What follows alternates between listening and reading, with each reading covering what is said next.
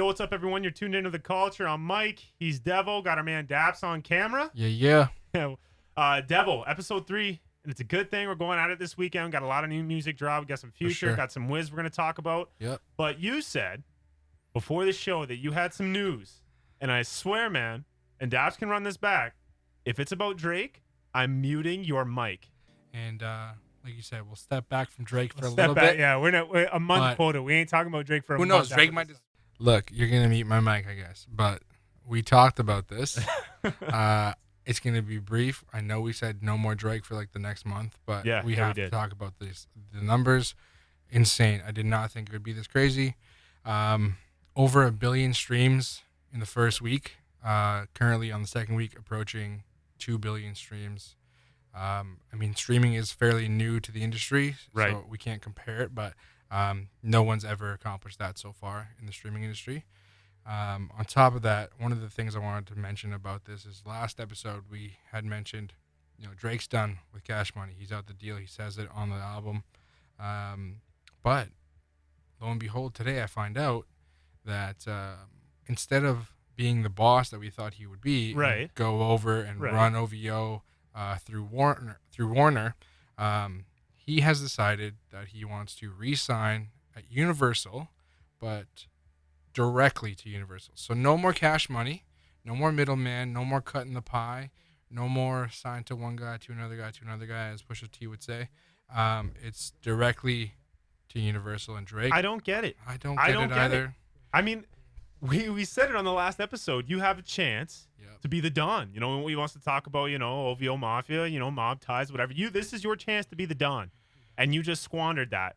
I'm a little disappointed, but again, you and I do not understand. Well, I understand it's about the money. Deal itself. I understand. It's going to be money. I understand it's about the money, and I understand that it's not like it's like the NBA in a sense where you want to sign these small contracts worth a lot of money. Yep. Right. So that commitment, it's a short-term commitment, and that way, if you're unhappy in any reason, you can just get out.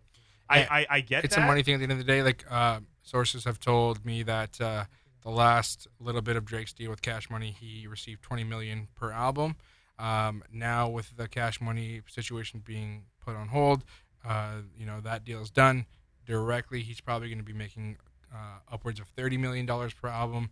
And what I'm thinking, it's probably going to be, it's a 2-album deal. He'll get his like. What you're saying is he just gave him 2 for $40 million like Chappelle. That's what he says on the album, but I think that's for the last deal. So this deal, I'm believing it's upwards of 30 per album. It's probably going to be a 2-album deal. He'll get his $60 million, and then he'll move on, hopefully, to just do his own thing at OVO Sound.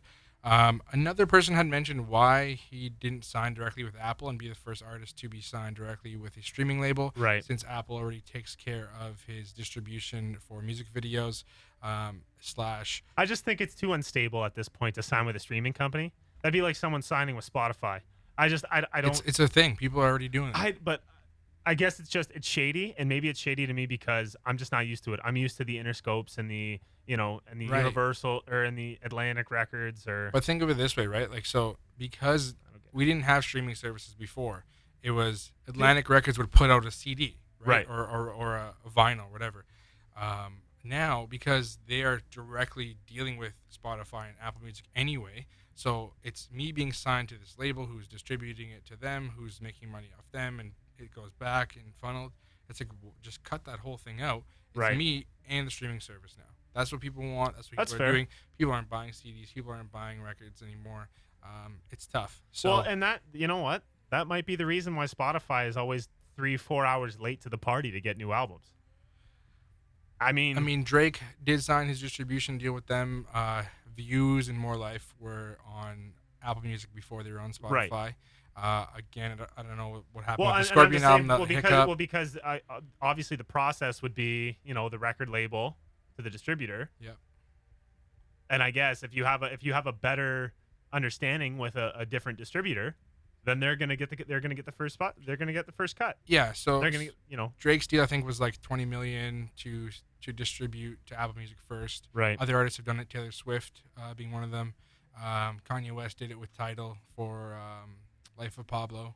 Makes sense. Rihanna did it with Tidal for Makes sense. her album. So they're getting these big checks to make sure that it's being streamed, and those companies are getting more new users within that week because they have no other platform to listen to it on. But anyway. And you know what? One more thing. I know now you've got me into this Drake cycle. Thanks, Devo. Again. Can't believe In My Feelings popped off the way it did. I mean, it could have been any track on that album. It could have been. I mean, we gave a few. Usually how it goes, Mike. We gave a few last week, but just why In My Feelings? After Dark would have been dope. You want to know the funny thing? And we're going to talk about this man here in a second. Like, I felt like when Childish Gambino came out with This Is America, and it was making fun of the whole, we're on this dance crave, we're so quick to move on. Like, and everyone was like, oh, I'm so conscious of what we're taking in now. It was cool for like a month, and then now everyone's doing the In My Feelings challenge and dancing. So, I don't get it. Hey, man, we're back to it. But hey, it is what it is. It's not like he chose to do this. The internet has its own life, and the internet always wins. So. Yeah, and that's the scary part, but that's a different topic. But you mentioned Gambino, Childish Gambino. Great segue. He just released last night the little kind of a 2-part mini pack called the Summer Pack. Yep. And this is wavy as hell. It is wavy as hell. You played one of the songs for me. I hadn't had a chance to jump into it yet, but it is so I like it. It's dope. And it's a summer feel for sure. Well, and I feel like now, I think even since More Life came out, everyone is looking for that next like song of summer, right? Like everyone in summer. You mean Scorpion? No, Scorpion came out. No. So more like last year, because last year, or even when Views came out, it was Controlla and One Dance, like those were the summer tracks, right? And then you had Passion Fruit, and then apparently this summer it was In My Feelings. But what my point is that everyone has that song that reminds them of summer, right? And so I think, and we'll play it. We'll play it in the studio briefly. I will play it briefly. Yeah. I think this song by Gambino. This is summer. This is summer 2018. All right, Mike. And just because you said that, I'm just going to remember this day for the rest of my life. Summer 2018, Childish Gambino. Let's get into it. You can feel it in the streets. On a day like this, Becky, I feel like summer. All right, so that was Childish Gambino, Feels Like Summer. And Devo, I'm telling you, man, 2018 Song of Summer right there. That's the one for you. That's wavy. That's the one for you. So wavy. 100%, fam. All right. 100%. Right. Now, a little bit more news to talk about. Tekashi 6ix9ine arrested in Texas. God. No, he's arrested in New York. For a warrant that he had in Texas. This guy is a joke. I'm done. I am done with these face tatted rappers. I'm done with their colored Kool-Aid colored hair. I tell you, man, if he was in prison, I'm not saying nothing because Nah, so me in prison either. But I'll tell you Kool-Aid what color happened. hair and like weird face tats. Nah, man. Okay, so you ain't intimidating nobody in there. He was on his tour in Europe, and he just finished up. I saw a video that he posted on his last stop, and he said, he loves to stir up the beef in the streets and loves to get under people's skin. That's what he does. He's a troll. His last video he posted on Instagram on that last day, he said, I heard things have been very quiet. There's been no drama in New York. I'm coming back. So he's basically saying I'm about to come stir the pot up again. So as soon as he touches down, the kid gets arrested. And it was for a misdemeanor charge that happened in Texas. Now he was held by NYPD, and Texas police were supposed to come get him and transfer him to Texas, which was strange. But instead of coming to do that right away, they said, you know what, we're going to let him wait there till next Friday. And so that would have been just over a week of him being held with the NYPD. Then a couple days after his trial took place, or he appeared in court, I should say, the judge denied his bail. So it was indefinite that he's going to jail. Good. So then they say we're going to be taking him to Rikers Island for his own protection, because if he does go to regular jail, there's going to be some issues, as you're saying. I mean, but like that's the thing. I mean, young men, like these are kids, okay? Like these are young men. These are kids essentially. I mean, he's like he's not really a kid. He has a kid, and you're an adult. You're over the age of 18. You are responsible for your actions. Legally, you're an adult, but you can still have the mind of a 14-year-old kid. And he does. And he does. And it's like, I just don't get it, man. Like I just want to. I want to J. Cole and Lil Pump him right now. I want to sit him down and talk to him. I don't think anyone can right now. But like that's my feeling. I feel bad for him because and we'll talk about it a little bit because you made this point before we started recording about industry plants. Yeah. And this is why that I don't feel Tekashi 6ix9ine is an industry plant, because when we talk about industry plants or industry plants, they usually have a positive effect on the culture. Yeah, I would love to think so, but unfortunately, in today's society, people love the drama, man, and that's what gets the views. I mean, this kid running in the streets of New York and showing up to hoods in Chicago, people want to see what's going to happen. But people are like dying. the drama. People are dying that's because the thing. of that. This isn't a People reality show. dying. This isn't No, keeping this up is with real Kardashians. life. This is real This life. is real and life. that's what people don't understand. And No, the and so consumer as well. The consumer is not getting that. We are feeding this. We're We're fueling the fire. That's because the consumer for stuff like the consumers for this aren't people like you and me, right? It's not like-minded people. It's not people who are, understand what is right and wrong. The people that are loving this Tekashi 6ix9ine stuff, it's the people that look, they got a couple screws loose. They're a little mentally unstable. Yeah, they sure, but then you got people like you and I. It's just not right. It's just not right. We sit here and talk about it, right. And it's sad. But anyways, silver lining for this kid. He next day wanted to bring it up. He was granted bail eventually for $150,000. Well, hopefully people listening to us and watching this can understand. Hey, just take away the message. It's not right. No, it's not right. What also is not right in a different sense, Devo, is the new Wiz Khalifa album. Rolling Papers 2. Now, this is the first album he's put out in 7 years. Or no, sorry, it's been 7 years since Black and Yellow came out, which gave me some nostalgia. Which is insane. Yeah, I believe it's been 4 years since Rolling Papers 1. Okay. And I'm telling you, it's not very good. I haven't had a chance to listen to it yet. Production on the album, I think you really appreciate the production. Okay. There are a lot of trap vibes. There are some tracks that are a little bit more wavy. But the trap vibe is there. Stoner music. 100% stoner music. Yeah. And I don't know.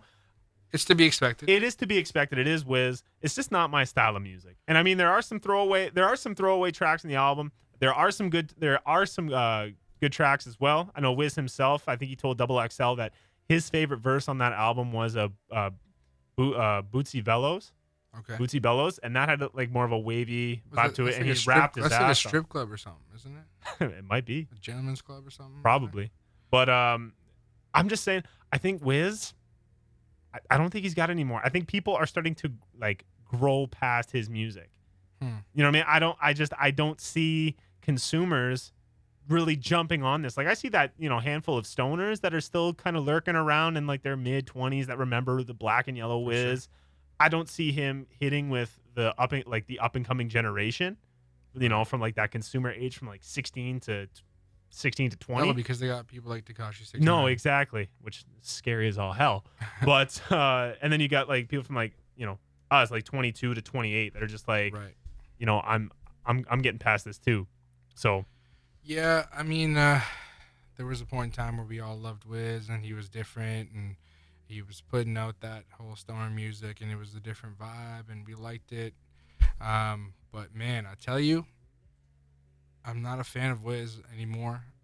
There was a song that came out recently that he was a feature on that I kind of liked, but I haven't had a chance to listen to his new album, so I'm not going to really judge it. But you're going to play me a little piece of this verse that you love, or that he loves. That he loves. I mean, and don't get me wrong. It's not that this track is like good by any means, but like it was my favorite when I was listening to it. It's a 25 track album. Oh God, another one of those. He's trying to be a scorpion, basically. But yeah, this is Bootsy Bellows from Rolling Papers 2. So yeah, Devo. I mean, let's hear it. Let's hear it. Let's do it. Leave it to me, I'll have you twisting that weed with a G. Got too much talent just to be sitting around with weed and alcohol, that's the balance. So yeah, Devo, that was Bootsy Bellows, and I mean, it didn't do it for me, man. You know what, it really didn't do it for me either, but it was the best I thought on the album. And I mean, this album, he's got a lot of major features. Ty's on the album, of course. Party Next Door's on the album. Okay. Sway Lee, Gucci Mane, Snoop Dogg. I have to dive into it a little bit. And you know what, you have to. But I mean, we've just been so underwhelmed with music since Scorpion came out, because even last week, Future with Beastmode 2, I know you're feeling some type of way about that. I'm like so disappointed, man. Because this was a surprise drop. He'd been talking about putting out a new project. I love Dirty Sprite, Future. I love What a Time to Be Alive, Future. But I just haven't heard anything that I love from Future since What a Time to Be Alive. Which is crazy because, when What a Time to Be Alive came out, I thought Drake was riding Future's wave. He wanted to be part of that trap. Right. Because that's what was hot. And I thought he was using him. But now, to me, it was the other way around. Because, I just think that Future hit a ceiling after that album. And, nothing to me has been good. What was the last? Mask Off was probably it. That was the last big one for me for Future. Well, and that was it. And I love listening to Future in the car. I love listening to in the club, in the bars, whatever. But you know what? We talked about it last week. We talked about the evolution of the artist. Yeah.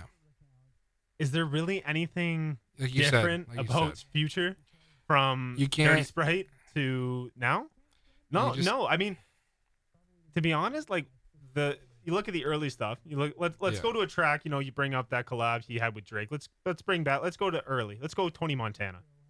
All right, sure. Let's do that. And look how even F ups from commas, man. That one was a huge one. But I'm saying you go back and Tony Montana was one of the first times anyone had ever heard Future on a track, because it blew up. It blew up. It was one of his earlier albums. I think it was Pluto. Had that. But I mean, you think about it in that progression. He hasn't changed. The beats have kind of changed, but now he's in this funk where it's just he just remains constant. It's I don't even think the beats have changed, man. He's been with the same producers. Zaytoven sounds the same to me on every Future track.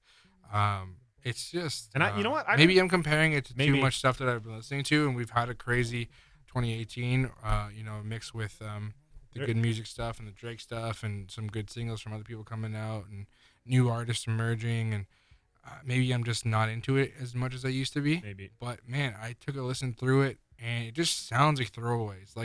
Because from what I'm hearing, this is not an album; it's a mixtape that was distributed through Apple. Again. Yeah. But it just didn't do it for me, man. Even it's funny enough, even the album cover, if you looked at it, it's two lions circling each other. The way that they did the filter on it, I thought it was two chicken wings on the top.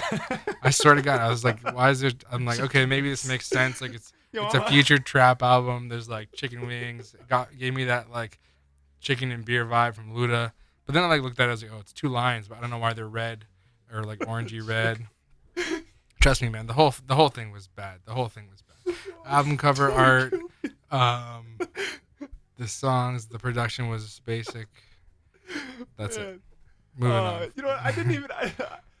I swear, pull up the album cover art right now. Pull it up and tell me that doesn't look like two chicken wings on an album cover. All right, pull it up. I will. Man, it's just funny because now you got me hungry. Tell me that's not two chicken wings on an album cover from afar. You would not notice that it's two lions. It's not. Oh, lion, lions, the animal. Yeah. I thought you said lines. It's just two lions. It's I thought it was two chicken wings, and then I realized it's lions circling each other. Okay. That's a stretch. No, it definitely don't look like chicken wings. How does that not look like chicken wings? It definitely does not look like chicken wings. Yo, man, the comment section below, tell us what you think about this new Future album. I'm giving it a double thumbs down. Double thumbs down. Two chicken wings. Two chicken wings down. It was bad. Oh man, no, that's too bad. But you know what? We talk since we're on the topic of Future and how it's all sounding the same. One of the artists that are out right now that just sounds the same, and I'm getting real sick and tired of hearing them, is Juice WRLD. Getting really tired. And I'm, you know what?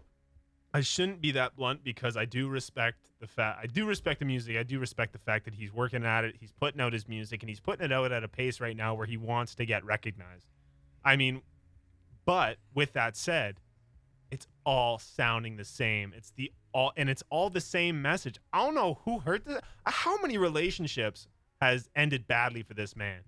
This guy listens to Take Care on repeat every day. Oh, 100%. First of all. Second of all, he has 21 Savage syndrome, which aka you create the same song over and over we got a lot of hate today. First song, I don't know why, but we have a lot of hate today. I think we're just 21 Savage. I loved when he first came out. You know, I was like, yes, something new, something fun.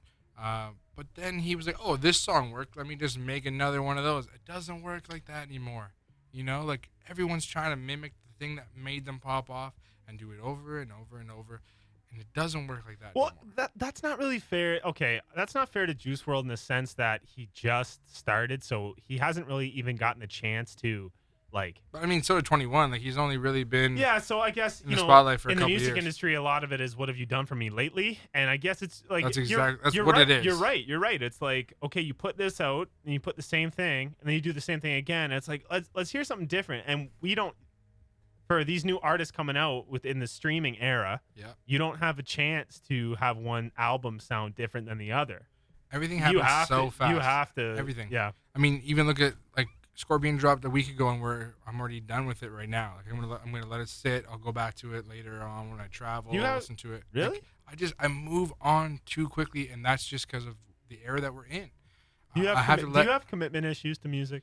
Dude, you have commitment issues? I like to listen to things a lot. We gotta get a couch in here, Daps. We'll just have Devo lay down. We'll have him talk about the albums. My thing with like projects these days that I want to hear is I'll listen to them so much. Like I listen to Scorpion front and back like 75 times, and then I'm like, okay, I loved it. This is what I like. This is what I don't like, and then it's got to go away. Are you kidding me right now? We're gonna keep this. Answer it. No. Who was it? CIBC. Anyway. We're gonna rewind that. No. Are we? No, man. We're having fun. In Cabin Radio. We're in Cabin Radio that's Studio. Stupid. That's stupid. I'm going back. I'm rewinding it back. Okay. I don't like, and then it's got to go away. Are you kidding me right now? Daps is gonna hate us for editing this whole thing. He's gonna be like, "Damn, hey, shut up." Damn, man. I listened to Scorpion like front and back like 75 times straight. I took it in. I picked out what I liked, picked out what I didn't like, and then now it's just like, okay, shelve it, and then go back to it like when I'm traveling or when I want to listen to some music on my phone, or whatever. But man, yeah, it's just the world we're in. Like the industry, it moves quick. Like people love you today and hate you tomorrow, and when it comes to music. People want to create stuff that lasts forever, but it's very hard. It is very hard. Because our attention span is not there anymore. Like it used to be. Artists used to come out with a new album every like 4 or 5 years, and we used to listen to it for another 4 or 5 years, and then they'd come out with another one. But it's not like that anymore. Well, and it's only going to get worse. It's only going to get worse as technology and as the internet keeps getting faster and faster and faster. Right. But I mean, the best part about music today, in my opinion, is that you have so many people, so many artists now to choose from. Okay. Right? You're not limited to, your big mainstream artists. A lot of people have gone to SoundCloud and have gone to other, music streaming sites to find that one artist that no one else is going to listen to. Like that was the beauty of it, though. That was the beauty of it. Like, when I discovered The Weeknd, for example, like you probably felt like, man, none of my friends knew The Weeknd. Exactly. Like when House of Balloons and the trilogy came out before it was actually packaged as the trilogy. Those mixtapes, none of my friends knew who The Weeknd was. Barely any of my friends were listening to R&B and hip hop at the time. Like, it was a weird time. But then, as time kind of came on, people started catching on. He repackaged those mixtapes. Right. Came out as an album. People started listening to him when he did this thing with Drake, High for This or whatever it was. I love discovering artists that like nobody knew about through those channels, and I still do. Like I'll hop on Spotify and I'll look at like release radars of artists who have like under 10,000 plays. I love that. For me too, I have a similar experience where the fact that I was at a local radio station in Windsor, and then I was doing a show, and we had like this section full of just CDs of just underground Canadian artists who would always submit their stuff to us to try to get some sort of radio play. And that's where I discovered guys like Ambition on the East Coast, guys like Mishap and Phonic Ops who were in Vancouver, and then even Shad. Like none of my friends. I mean, Shad has been a pretty big name in Canadian hip hop. Yeah. But none of my friends knew who this dude was. So that when Flying Colors came out, and I think Flying Colors is still, in my opinion, my favorite album ever. ever. Not my okay. Whoa. Let's dial it back. I got it carried away. My favorite Canadian hip hop album ever. That sucks that you put people in a box like that.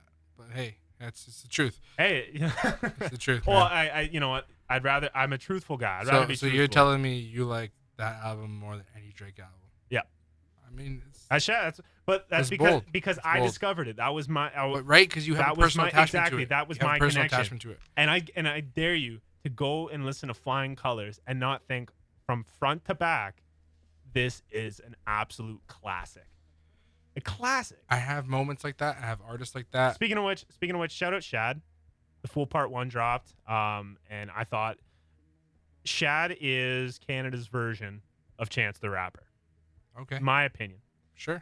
They rap about the same kind of positive influences, positive mindsets. Right. They've got not a similar flow, but their flow deviates from the norm.